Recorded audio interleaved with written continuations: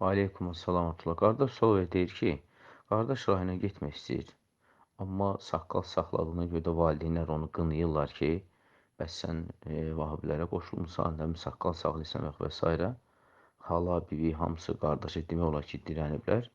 Və qardaş deyir ki, mən nə edim? Saqqalımı da qırxmaq da istəmirəm və bu cürdə təzyiqlərim var. Qardaş deyir, neynəsin?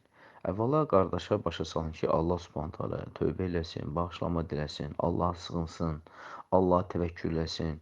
O qardaş əlhəmdülillah günah bir iş görməyib, xata bir iş görməyib. Onun elədiyi əməl nə Allah qarşısında, nə ki dövlət qarşısında heç bir cinayət məsuliyyəti filan daşımır. Əksinə, Allah Subhanahu taala'nın əmrini yerinə yetirib və əlhəmdülillah Allah əmr eləyib, buyurub, vacibdir.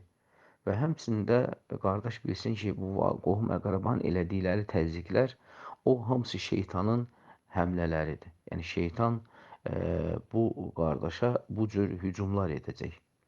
Ona görə qardaşa deyin ki, qardaş əzmli olsun, səbirli olsun, Rəbbinə təvəkkül etsin və bilsin ki, nə olur olsun, Rəbbinə qarşı asili eləməsin.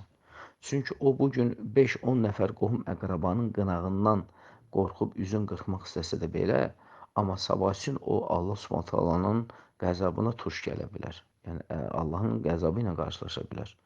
Ona görə qardaşa başa salın ki, yəni insanların qınağından qorxmasın. Bəli, səbirli olsun, təmkinli olsun. Desin bu Allahın əmridir. Allah bütün peyğəmbərlərinə bunu əmr eləyib. Bütün müsəlmanlar saqqal saxlayır. Bütün bizim din xadimlərimiz hamısı saqqal saxlayır.